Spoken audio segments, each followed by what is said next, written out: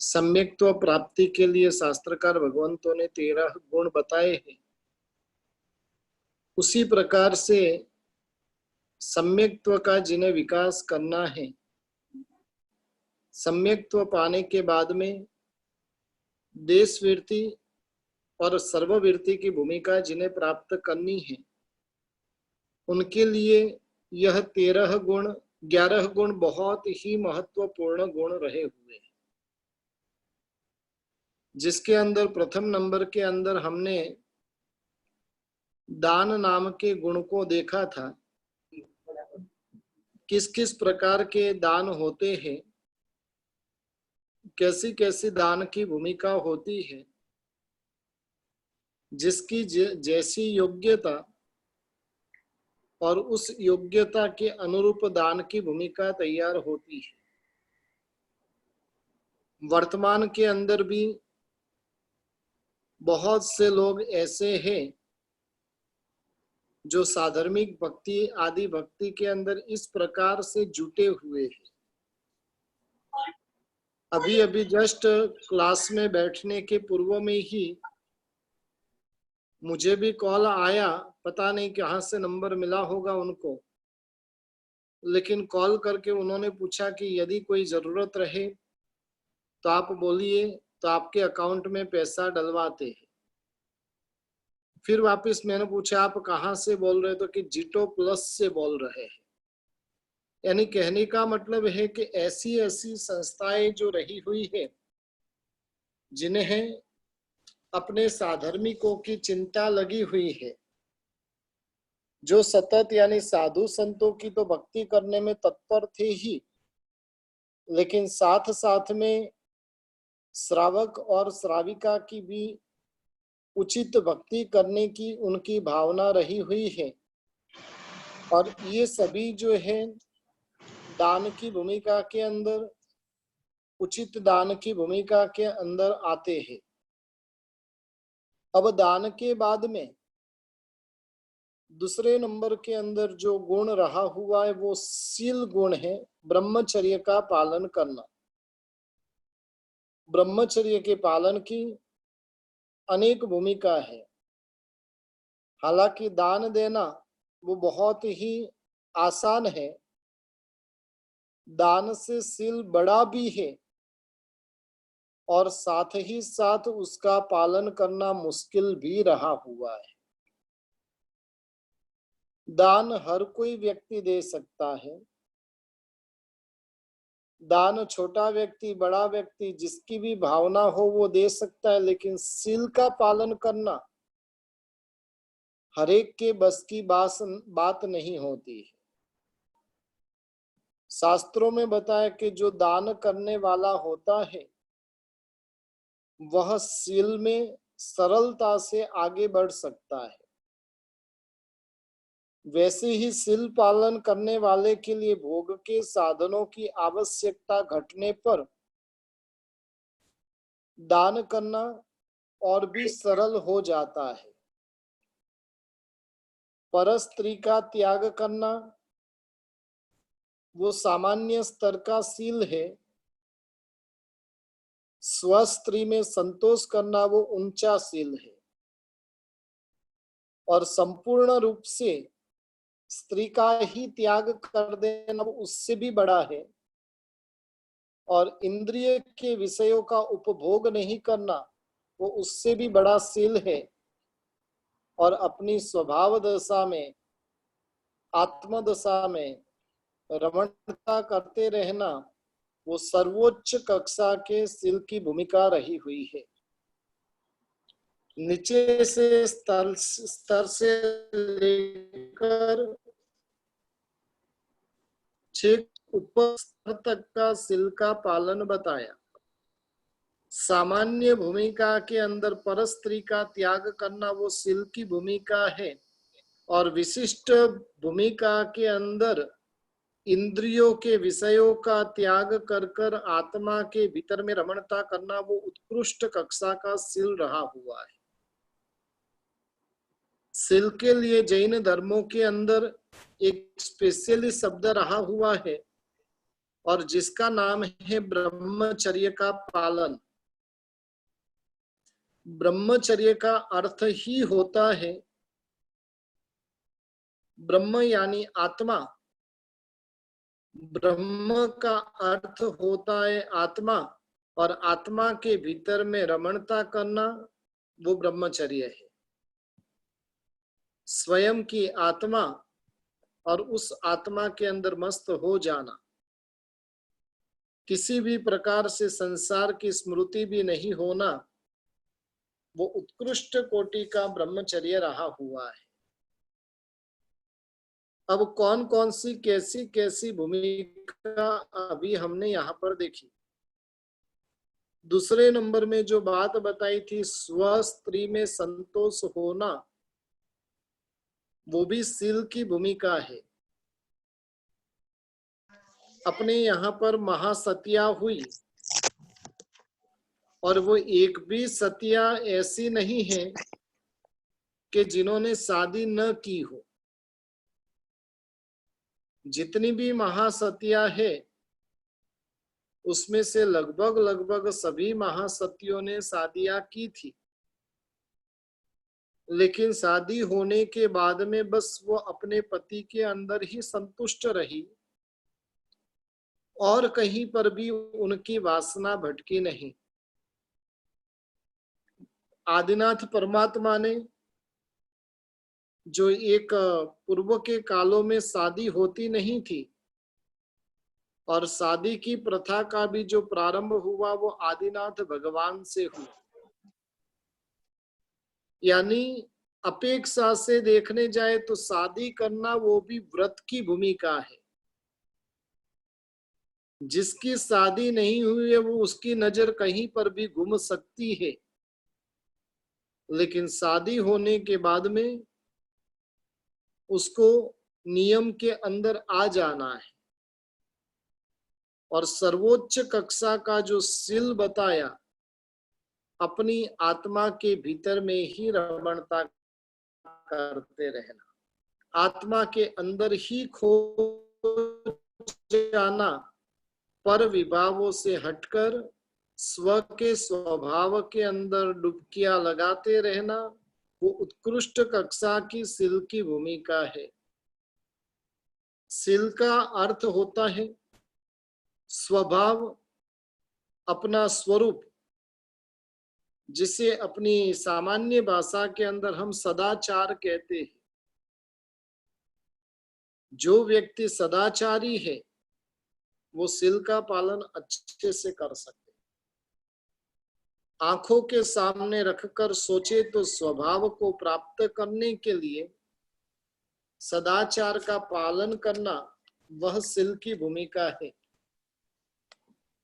आत्मा का स्वभाव है स्व में रमणता करना, और स्व में रमणता कहाँ से होगी, तो कि जब शील का पालन करेंगे तो स्व में रमणता हो जाएगी। और शील के पालन के लिए अपने स्व के स्वरूप को समझना, पहचानना, और उस स्वरूप की प्राप्ति करने के लिए प्रयत्नशील बनना चाहिए, और तभी जाकर अपने स्व के स्वभाव के अंदर ढलना होता है। सबसे पहला प्रश्न जगेगा मैं कौन हूं, और उसके स्वरूप में जब तक बाह्य भूमिका में रहेंगे तब तक तो जवाब आता रहेगा, मैं फलाना व्यक्ति हूं, मैं ये नाम का व्यक्ति हूं, मैं ऐसा हूं, मैं वैसा हूं, और वो सारी परिभाषाएं उसकी होगी। लेकिन जब उसे आत्मा की पहचान हो जाएगी तब जाकर क्या होगा, तो कि मैं कौन हूं, तो कि मैं शुद्ध आत्मा द्रव्य हूं। यानी जब पहचान आत्मा की होगी तो वो आत्मा के गुणों में रमणता करने का प्रयास करने लगेगा। शील पाने के लिए स्वयं को स्वरूप में से विरूप परलूप में ले जाने वाली जो इंद्रियां है, इंद्रियों के आवेग है, इंद्रियों के विषय है, और इन सभी को पहचानना जरूरी है। इन सबको पहचान कर उनसे बचना, उनके प्रभावों से मुक्त रहना आवश्यक होता है। ब्रह्मचर्य को सबसे ज्यादा खतरा है तो वो खतरा इंद्रियों से है। इसलिए अपने यहाँ पर वैरागी आत्मा को प्रारंभिक कक्षा में वैराग्य शतक नाम का ग्रंथ पढ़ाया जाता है और वैराग्य शतक ग्रंथ पढ़ाने के बाद में उन्हें इंद्रिय पराजय शतक का ज्ञान दिया जाता है। इंद्रियों के ऊपर कैसे विजय को प्राप्त करना। हालत हमारी ऐसी है, घोड़े के ऊपर हमें बैठना चाहिए लेकिन घोड़ा हमारे ऊपर बैठा हुआ है। इंद्रिय हमारी कंट्रोल में होनी चाहिए लेकिन हम इंद्रियों के कंट्रोल में रहे हुए। इंद्रियों को आज से कह दो, तुम्हारी किसी भी प्रकार की इच्छा की पूर्ति हम नहीं करेंगे, तुम्हें किसी भी प्रकार का सुख हम भुगतने नहीं देंगे। हम आत्मा को सुखी बनाना चाहते, न कि तुम्हें। और ये कब संभवित होता है? जब इंद्रियों का परिचय हो जाता है। इंद्रियों की गुलामी कितनी भयंकर है। एक एक इंद्रिया जो रही हुई है वो संसार का परिभ्रमण कराने के लिए सक्षम रही हुई है। शास्त्रों में बातें आती है कि 5 इंद्रियों के अंदर एक एक इंद्रिय में जो आसक्त व्यक्ति होता है और उसकी कितनी भयंकर दुर्दशा होती है। हाथी जब स्पर्शनेंद्रिय में आसक्त हो जाता है वो मौत को चुनौती दे बैठता है। भंवरा जो है वो रसनेंद्रिय में आसक्त होता है, वो रस चूसने में इतना मस्त हो जाता है कि वहां से क्या हुआ, वहां से वो उठ ही नहीं पाता है। और जब संध्या होती है, होने के साथ में फूल मुरझाता और उसके अंदर वो मर जाता है, अपने अस्तित्व को खो बैठता है। हिरण जो है वो श्रोत्रेंद्रिय को सुनने में इतनी मस्त हो जाती है, शिकारी आकर उनका शिकार करके चला जाता है। कहने का मतलब है कि एक एक इंद्रियों की गुलामी, एक एक इंद्रियों की आसक्ति वो मौत को आमंत्रण देती है। तो सोचिए कि 5 इंद्रियों में जो आसक्त है उनकी हालत कैसी होती होगी। हमारी आसक्ति कौन सी इंद्रिय में नहीं है? स्पर्शनेंद्रिय का सुख, रसनेंद्रिय का सुख, घ्राणेन्द्रिय, चक्षुरेंद्रिय और श्रोत्रेंद्रिय। और ये 5 इंद्रियों के विषयों के अंदर हम आसक्त बने हुए हैं। और कभी कभार तो परिस्थिति ऐसी होती है, 5 इंद्रियों की आसक्ति एक साथ में चलती है। जैसे आप कहीं पर खाने के लिए गए होटल में, वहां पर एसी चालू है, स्पर्शनेंद्रिय का सुख, खाना टेस्टी टेस्टी आ रहा है, रसनेंद्रिय का सुख, परफ्यूम छिड़का हुआ है, घ्राणेन्द्रिय का सुख, नजर के सामने इतने विजात्य आ रहे हैं, चक्षुरेंद्रिय का सुख। और वहां पर साथ ही साथ कुछ न कुछ म्यूजिक बजता रहता है। खाते खाते म्यूजिक बजाने की परंपरा आज की नहीं, लेकिन बहुत पुरानी परंपरा रही हुई है। और इस प्रकार से पांचों प्रकार की इंद्रियों में जिसकी आसक्ति है उसकी दशा कैसी होगी।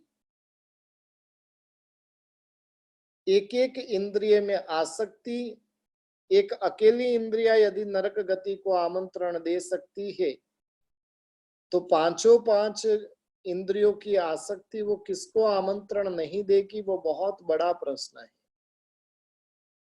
इंद्रियों की जो भूख है वह आत्मा को विरूप बना देती है। आत्मा के स्वरूप से इंद्रियों की भूख उसे दूर रखती है। आत्मा का स्वरूप अलग है, इंद्रियों का स्वरूप अलग है। वास्तव में हम अपने आप को पूछे कि हमें आत्मा का स्वरूप पसंद है कि इंद्रियों का स्वरूप पसंद है। जवाब मिलेगा आत्मा की कोई पहचान है नहीं। हम प्रयत्न करते रहते कि इंद्रियों का सुख कहां से और किस प्रकार से प्राप्त होता रहे। जो कोई इंद्रियों के आवेग में अधीन होता है वह व्यक्ति अपने ब्रह्मचर्य की सुरक्षा कर नहीं सकता है। और जो इंद्रियों पर विजय प्राप्त कर लेता है वह शिल की आराधना उत्कृष्ट तरीके से कर सकती है। शब्द संगीत आदि जो है वो कानों का विषय है, रूप वो आंखों का विषय है, गंध वो नाक का विषय है, रस स्वर वो जीभ का विषय है और स्पर्श वह चमड़ी का विषय है। इनमें से किसी भी इंद्रिय के विषय को भोगतने के लिए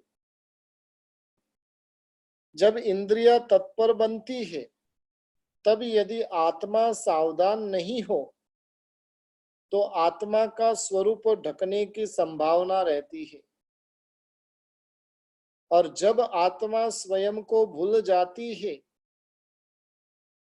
तब वो अपने शिल का भी भंग कर बैठती है। आज सुबह में ही हमने देखा था रथनेमी जब स्पर्शनेन्द्रिय के आसक्ति उनके भीतर में जग गई और इतनी पराकाष्ठा पर पहुंची हुई साधना की चरम सीमा को छूने वाली आत्मा अपने जीवन के अंदर कितनी बड़ी गलती कर बैठती है।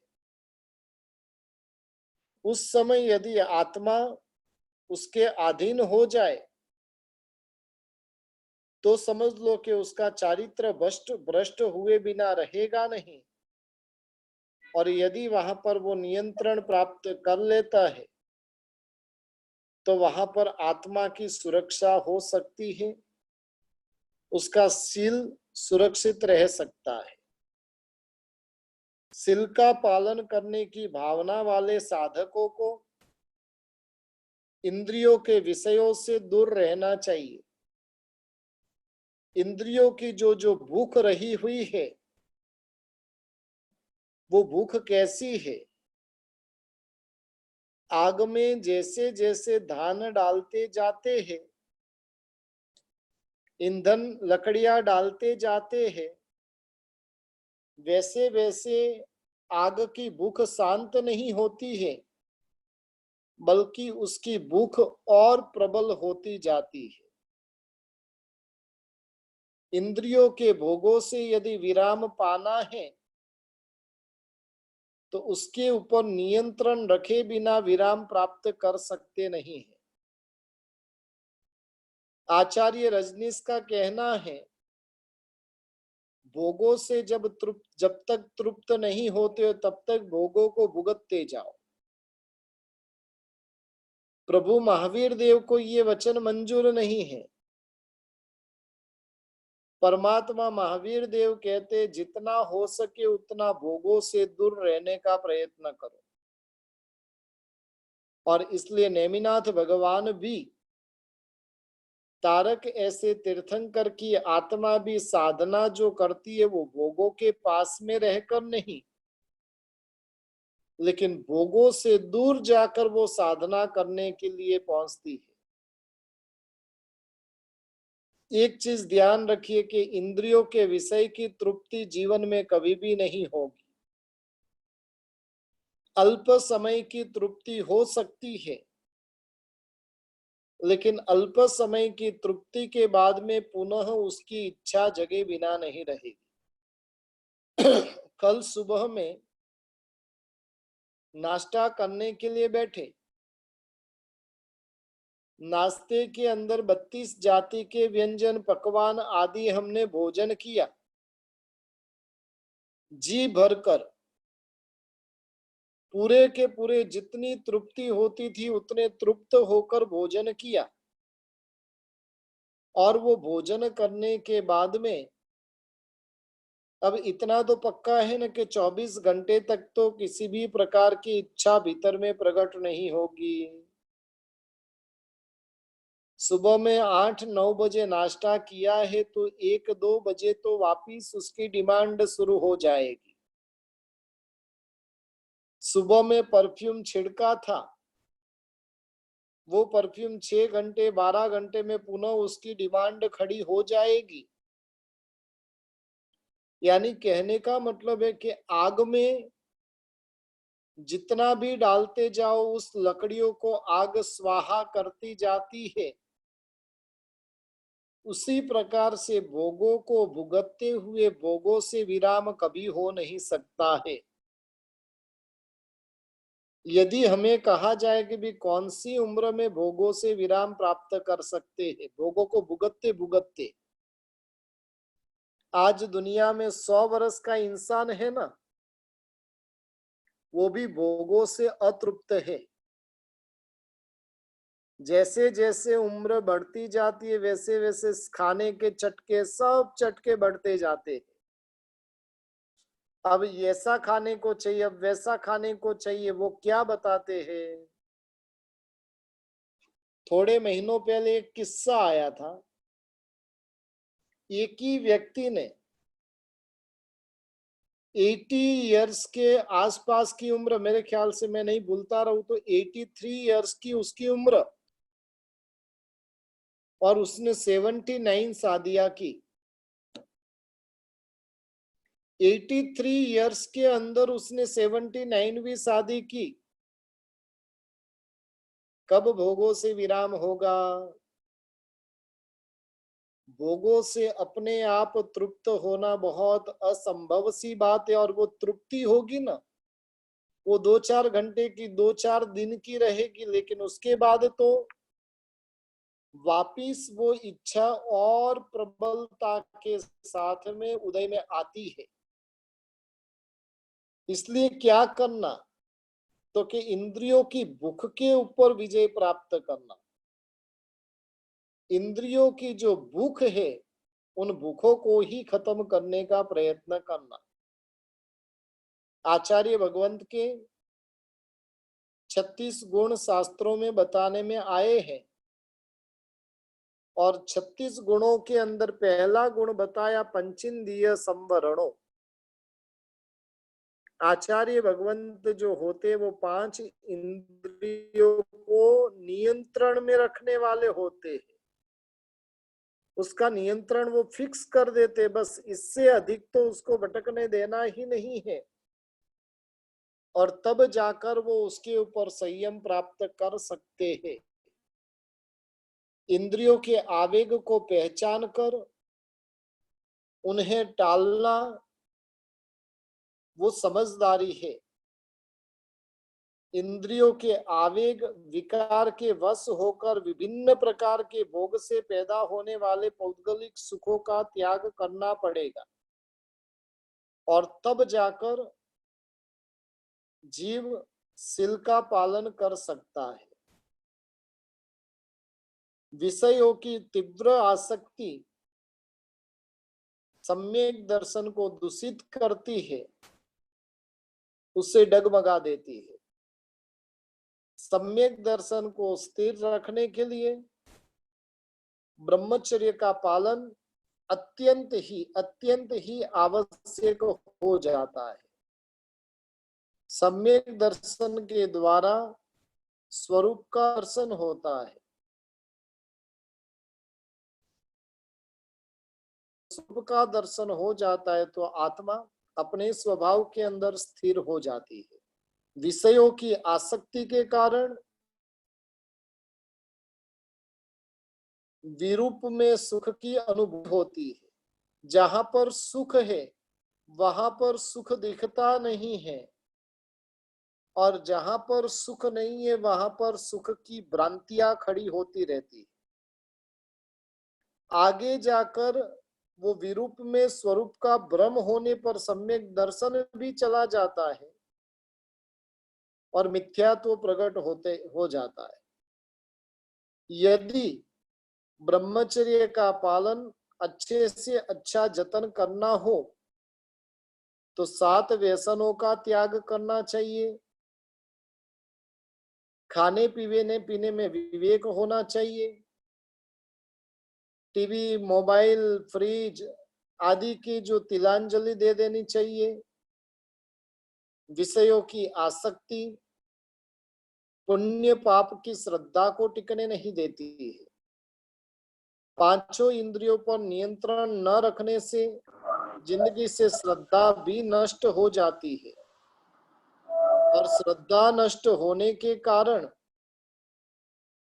श्रावक अपने व्रतों से भी चलायमान हो जाता है। इसलिए जिन्हें सील का पालन करना हो उन्हें तय करना होगा मुझे क्या खाना है, क्या पीना है, क्या ओढ़ना है, क्या पहनना है, क्या खाना चाहिए, क्या नहीं खाना चाहिए। वो सारी बातें, उसकी मर्यादाएं उसको समझनी पड़ेगी। आजकल हमारे वस्त्र ऐसे हो गए, पुराने काल में वस्त्र वो शरीर को ढकने के लिए थी, वर्तमान काल के वस्त्र वो शरीर का प्रदर्शन करने के लिए है। और यदि ऐसा ही चलता रहा तो सील का पालन कैसे संभवित होगा।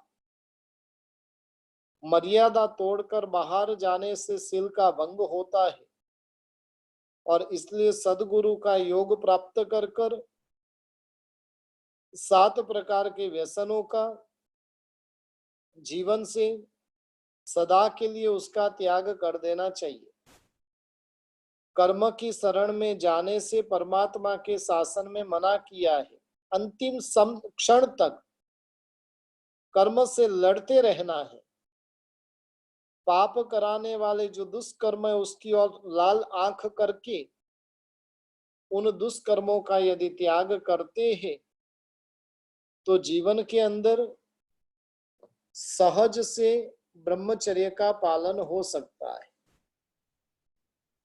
साधु संतों को भी ब्रह्मचर्य का पालन करने के लिए पूर्ण रूप से संसार का त्याग करना पड़ता है। और जब वो संसार का त्याग करते हैं, कैसी कैसी चैलेंजें उनके सामने आती है, और उन सभी परिस्थितियों में वो डटकर उनका सामना करते हैं, अपने स्वभाव में रमणता करने का प्रयास करते हैं। हम बैठे और थोड़ी वाजिंत्रों की आवाज आई, ढोल नगाड़ों की बैंड बाजे की आवाज आई, फटाक कर कर अपने भीतर में इच्छा जगती है क्या हुआ, फटाक करके खड़े होते और वहां पर देखने के लिए चले जाते। साधु संत कितने भी बैंड बजने दो के ढोल नगाड़े बजने दो, वो अपने स्वाध्याय में ऐसे लीन होते हैं कि उनको कहीं पर भी जाने की इच्छा ही नहीं होती। इसलिए जिनको भी अपने सम्यक दर्शन को निर्मल बनाए रखना है उन्हें अपने जीवन के अंदर सील का पालन करना बहुत ही अनिवार्य हो जाता है। दान धर्म वो सरल कक्षा का धर्म है, उससे कुछ बढ़कर सील धर्म का पालन करना होता है। सुंदरी महासती ने अपने सील की रक्षा के लिए, संयम जीवन की प्राप्ति के लिए 60-60 हजार साल तक जिन्होंने आंबिल की घोर तपश्चर्या की थी और तब जाकर वो अपने ब्रह्मचर्य का पालन कर सकी थी। वर्तमान में भी ऐसे विषम काल में भी कई साधु संत, कई युवा युवती वैराग्य को प्राप्त कर कर मन वचन काया से पूर्ण रूप से ब्रह्मचर्य का पालन करते हैं और वास्तव में जो ब्रह्मचर्य का पालन करते वो अनुमोदना के पात्र है। अपने बेंगलोर के ही निकिता बहन, जिन्होंने आज से 2 वर्ष पूर्व में दीक्षा ली, मूल चित्रदुर्गा के, वैराग्य की भावना उनके भीतर में थी, मुझे शादी नहीं करनी है, लेकिन पिताजी का आग्रह, मैं मर गया तो क्या होगा, और जिस कारण से पिताजी के आग्रह के कारण शादी करनी पड़ी। शादी के पूर्व में ही उन्होंने पूरी की पूरी कंडीशन कर दी थी, मैं तुम्हें स्पर्श भी करने नहीं दूंगी। और इस प्रकार से शादी होने के बाद भी 10-10, 12-12 साल तक ब्रह्मचर्य का अखंड पालन किया। अपने पति को उन्होंने स्पर्श भी करने नहीं दिया और आखिर में 2 वर्ष पूर्व में उनकी दीक्षा हुई। कैसे ब्रह्मचर्य व्रत के रक्षक श्रावक श्राविका आज भी बैठे हुए हैं। आज भी 2-3 तो परिवार ऐसे हैं कि शादी होने के बाद में पूर्ण रूप से ब्रह्मचर्य का पालन पिछले 23 सालों से कर रहे हैं और इस प्रकार से ऐसे जो ब्रह्मचर्य की जो रक्षा करते हैं वो अपने आत्मा में रमणता कर पाते हैं। वो अपने सम्यक दर्शन को निर्मल बनाए रख सकते हैं। वो सम्यक दर्शन पाकर देशवीरति और सर्ववीरति की भूमिका तक पहुंच सकते हैं, लेकिन उसके लिए जरूरी है ब्रह्मचर्य का पालन करना। ब्रह्मचर्य का पालन यदि नहीं भी कर सके, सदाचार का पालन करना वो तो 100% आवश्यक हो जाता है। और ऐसे सदाचारी बनने का हम सभी भी प्रयास करें। वर्तमान में एक साध्वी जी भगवंत पालीताना में है और उनका लेख पूज्य गुणहंस विजय जी महाराजा ने उनके किताब में लिखा था। वो साध्वी जी भगवंत यानी साधु संत यदि देवलोक होते, सच्चे साधु है भगवान महावीर के, तो वो मरकर देवलोक में जाते। मोक्ष तो अभी है नहीं, चौथे गुण स्थानक से ऊपर के गुण स्थानक में है, तो वो मनुष्य और तिर्यंच बन नहीं सकते हैं। और वैसे समय के अंदर मरकर वो देवलोक के अंदर जाते हैं। अब वो साध्वी जी भगवंत एक रट लगा कर बैठे, मुझे देवलोक में भी जाना नहीं है, क्योंकि देवलोक में जाऊंगी तो मैं अब्रह्मचर्य का सेवन करना पड़ेगा, मेरे शील का भंग होगा। अब मुझे संसार में परिभ्रमण ही नहीं करना है, बस अब यहाँ से मुझे महाविद्य क्षेत्र चाहिए। 8 साल की छोटी सी उम्र में दीक्षा ले लूं और वहां से सिद्धा मोक्ष की प्राप्ति कर लूं। और उसके लिए पिछले कितने ही सालों से भगवान को वो अर्ज कर रहे हैं। सीएल को अखंडित रखने की भावना उनके भीतर में रही हुई है। बस अब सिमंदर स्वामी दादा को छोड़कर और कुछ नहीं चाहिए। नहीं अब देवलोक के वैभव चाहिए, नहीं अब मुझे मानव लोक का सुख चाहिए, अब मुझे मात्र और मात्र ब्रह्मचर्य का पालन चाहिए। और इस प्रकार की भावना के साथ में वो साध्वी जी भगवंत अपना जीवन जी रहे हैं। एक साइड में योगों की पराकाष्ठा देखने को मिलती है और हमारे में देखने जाए तो भोगों की पराकाष्ठा देखने को मिलती है। योग की साधना के अंदर कितनी गहराई से वो आत्मा उतर गई होगी, तब उन्हें संसार के भोग भी अब आसान लगते हैं। वो संसार के भोग एक एक भोग बिच्छू के डंख की तरह डंखित तो होते हैं। और ऐसी आत्माओं को धन्य है कि जो आत्मा अपने सिल को अक्षुण्ण अखंड बनाकर रखती है। पूर्ण रूप से सिल का पालन नहीं कर सके तो कम से कम सदाचारी बनने का प्रयास तो अवश्य करना चाहिए। और ये सदाचारिता सम्यक दर्शन की भूमिका से हमें आगे उठा सकती है। उसके बाद में तीसरा गुण है तप। तप की बात हालांकि हमारी हो चुकी है। 12 प्रकार के तप होते हैं। 6 प्रकार के बाह्य तप की भूमिका है और 6 प्रकार के अभ्यंतर तप की भूमिका है।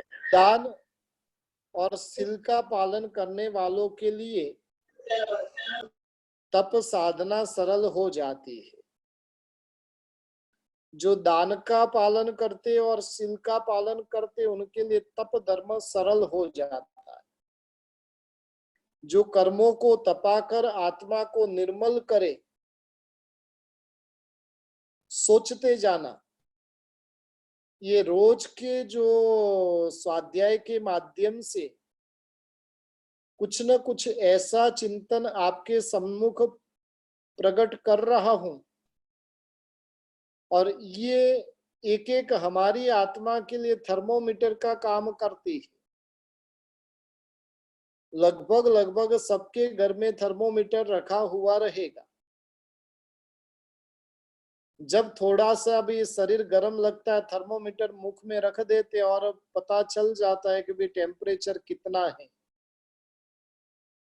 उसी प्रकार से आत्मा का टेम्परेचर कितना रहा हुआ है और उसको देखने के लिए, उसका निरीक्षण करने के लिए एक एक बातें, परमात्मा की जो बताई हुई बातें आपके सम्मुख रखने का प्रयास कर रहा हूं। तप किसे कहा जाता है? जो कर्मों को तपाकर आत्मा को निर्मल बनाए वो तप है। अब हमें रोज के लिए सोचते जाना, मैंने वर्षी तप किया, मेरी आत्मा निर्मल बनी के नहीं। मैं इतनी साल से नौकारसी कर रहा हूं, मेरी आत्मा निर्मल बनी के नहीं।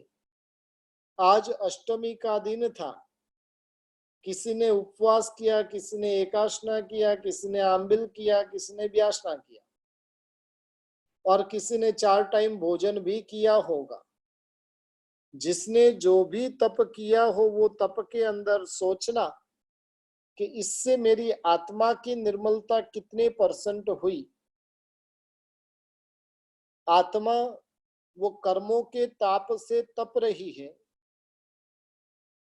कर्मों के ताप से आत्मा तप रही है और ऐसी आत्मा को तपाकर, शरीर को तपाकर, तपाना शरीर को और आत्मा को शीतलता प्राप्त होगी।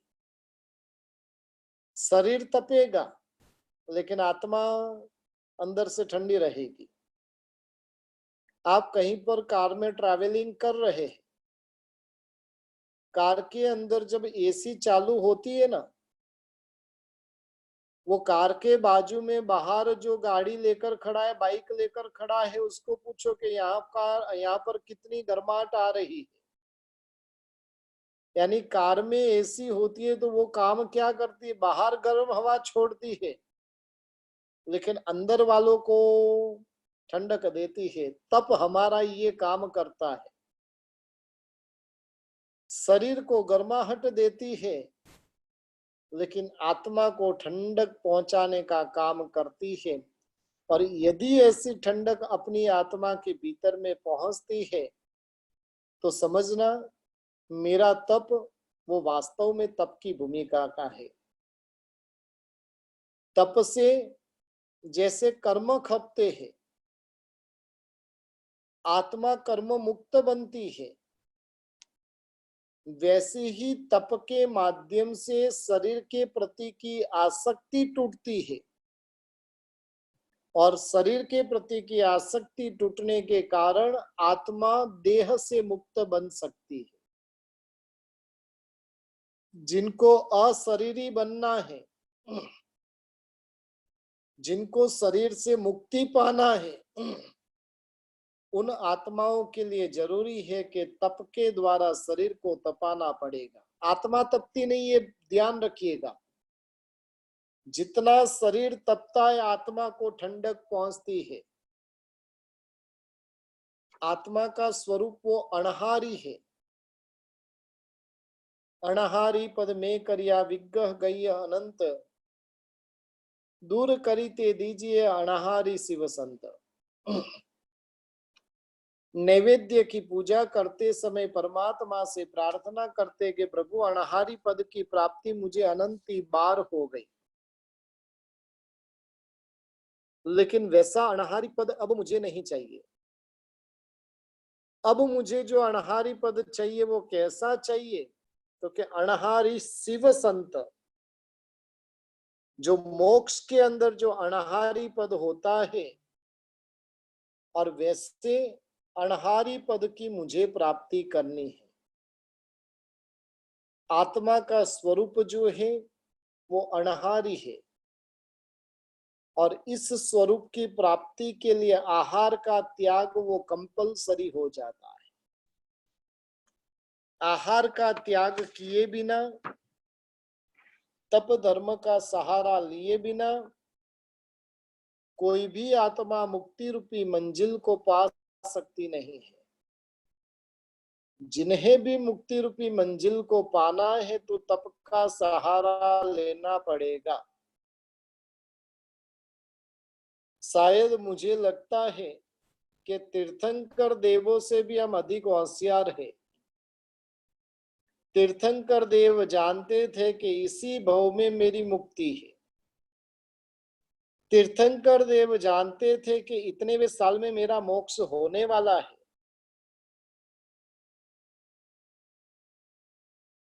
और फिर भी उन तीर्थंकर ने जीवन के अंदर कैसे तप को तपाया है, कैसी कैसी घोर साधना तीर्थंकर देवों ने अपने जीवन के अंदर। यदि देवों को कर्म खपाने के लिए तप करना पड़े तो हमें तो कर्म खपाना है, तो तप के बिना और कोई रास्ता ही नहीं। बहनें तो फिर भी तप साधना में जुड़ी हुई रहती है, लेकिन भाई लोग तो मानकर बैठे कि हमारा मोक्ष खाते खाते ही होना है। काफी महीने पहले कहीं पर किसी की ऑफिस में गया हुआ था, और तब उन्होंने एक बात कही थी कि गुरुजी मरुदेवी माता मोक्ष में कैसे गए थे। मैंने बोला भाई मरुदेवी माता ने कुछ भी नहीं किया था, राथी की अंबाड़ी के ऊपर बैठते बैठते मोक्ष को पा लिया था। बस तो कि गुरुजी अपन को ऐसे ही मोक्ष पाना है। मैं मेरी मर्सिडीज में, मैं मेरी बेंज में बैठा हुआ रहूं, मस्ती से उसका आनंद उठाता रहूं और मेरा भी मोक्ष हो जाए। मैंने बोला इस प्रकार की भावना वालों को मोक्ष होता ही नहीं है। एक बार सिद्धों की अवस्था कैसी होती है और उसका वर्णन कर रहा था। कोई आत्मा लेटे लेटे मोक्ष में जाती है तो मोक्ष के अंदर भी वो आत्मा लेटी हुई ही रहती है। यानी सन कर दिया, लेट गए और लेटे लेटे मोक्ष में गए, तो वहां पर मोक्ष में भी वो आत्मा उसी प्रकार से रहती है। खड़े खड़े जाती है तो खड़े खड़े रहती है, कौशिक ध्यान में जाती है तो कौशिक ध्यान के स्वरूप में आत्मा प्रदेश फैल जाते हैं। तो कि बस अपन को सोते सोते मोक्ष में जाना है, ताकि उधर भी कायम के लिए सोते रहे। एक चीज ध्यान रखिए कि सोने की भावना वालों को मोक्ष मिलता ही नहीं। सोते सोते मोक्ष मिल सकता है, लेकिन सोने की भावना वाले को तो कभी भी मोक्ष मिल सकता नहीं है। कहने का मतलब है कि भी तप करना वो बहुत जरूरी है। तप की परिभाषा इसके पहले भी मैंने बताई थी कि इच्छा निरोध तप, इच्छाओं को रोक देना वो सबसे बड़ा तप है। अनशन आदि 6 बाह्य प्रकार के, प्रायश्चित आदि 6 अभ्यंतर प्रकार के, और इस प्रकार से 12 प्रकार के तप जो रहे हुए हैं, तप के जरिए कर्मों की निर्जरा होती है। जैन धर्म ऐसा नहीं है कि जो बड़ा तप कर सके वही तपस्वी। व्यवहार कहता है कि भी उसको उपवास है तो वो तपस्वी है, लेकिन जैन शासन नौकारसी को भी तप कहती है। नौकारसी भी क्या है? तप की भूमिका है। जरूर वो सामान्य तप की भूमिका है। सुबह का तप नौकारसी से शुरू होता है और शाम का तप जो है वो चौबियार से, रात्रि भोजन त्याग से शुरू होता है। विशेष तप करने का सत्व नहीं रहे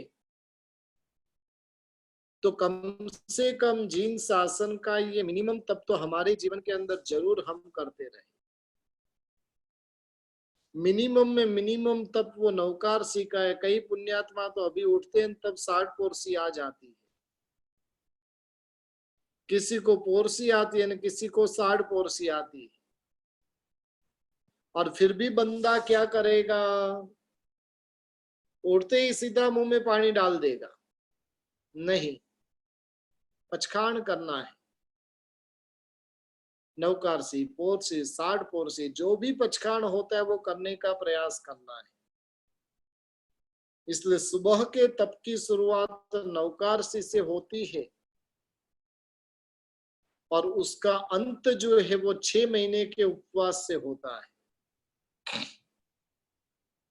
शाम के तप की शुरुआत वो दुवियार से होती है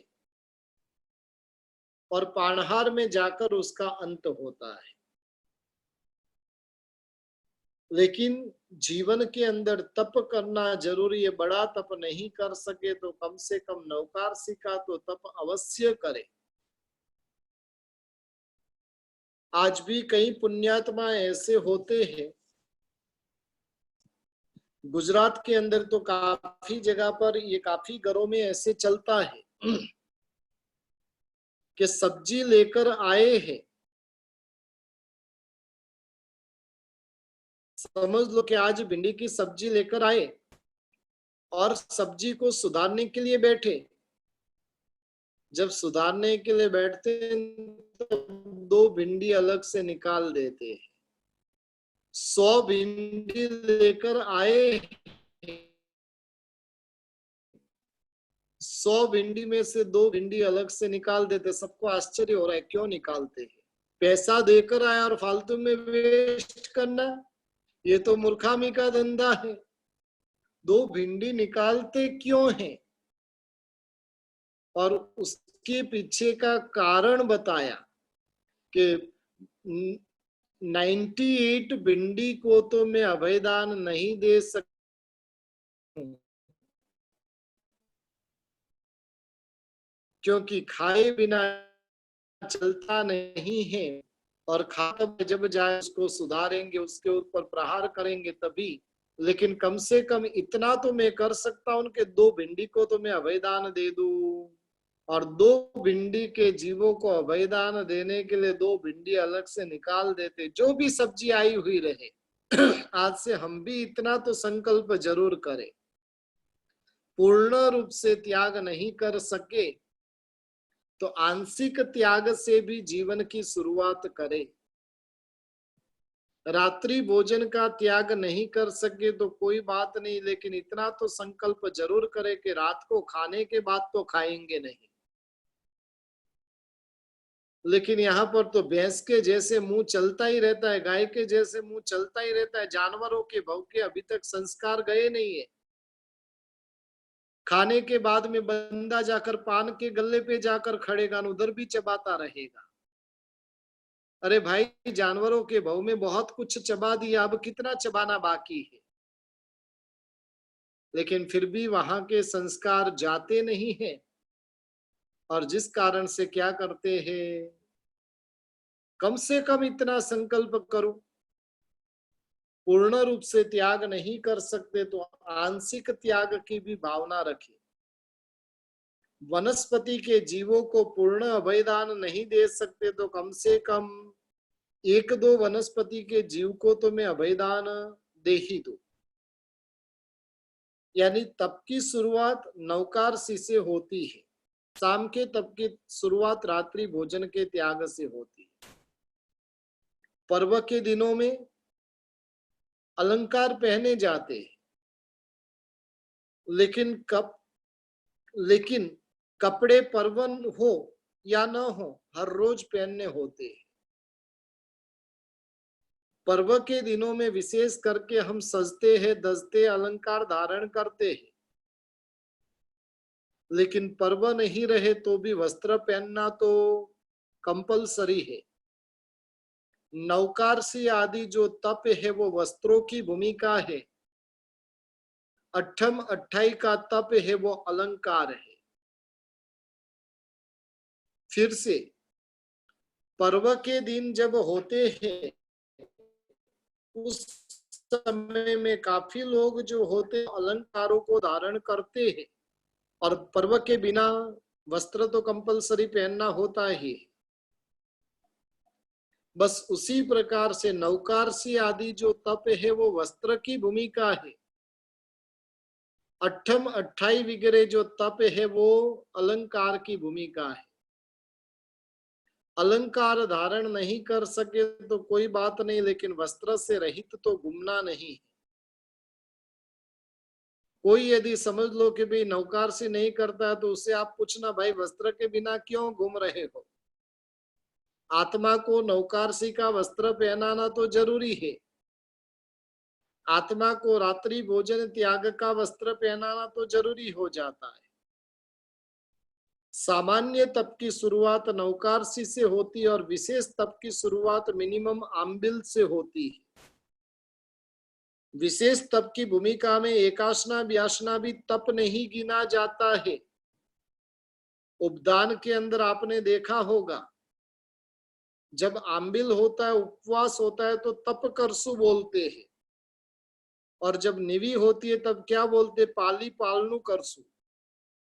यानी निवी वो पालना है, आम्बिल वो तप है। इसलिए तप की शुरुआत जीवन के अंदर आम्बिल से होती है। एक अपेक्षा से नवकार से चौवियार वगैरह जो तप है वो सूती वस्त्र है। एकासना व्यासना वगैरह रेशमी वस्त्र है, और आम्बिल उपवास वो अलंकार के स्वरूप में है। एक कॉटन के वस्त्र है, एक रेशमी वस्त्र है, और एक अलंकार है। अब तीनों में से हमें क्या धारण करना वो बहुत महत्वपूर्ण है। दूसरी अपेक्षा से कहने जाऊं तो नवकारसी एकासना व्यासना वो ऊपर का वस्त्र है।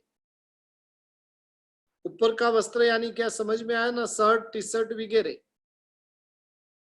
लेकिन चौवियार तिवियार वगैरह जो है नवकारसी है वो अधो वस्त्र है। कभी कभार ऊपर का वस्त्र नहीं रहे तो चल जाएगा, लेकिन अधो वस्त्र के बिना तो चलेगा ही नहीं। और इसलिए नवकारसी आदि के बिना तो श्रावक रहता ही नहीं है। और जो सम्यक दृष्टि आत्मा होती है वो तो बिल्कुल उसके बिना रहती नहीं है। तो ऐसे तीसरे नंबर के अंदर हमने जो तप धर्म की बातें की है, कल चौथे नंबर के अंदर भाव धर्म की बातें करेंगे। ये प्रभु का विज्ञान बताते हुए किसी भी प्रकार की प्रभु की आज्ञा की बाहर की बात हुई हो तो त्रिविधे त्रिविधे मिच्छामि दुक्कड़म। यदि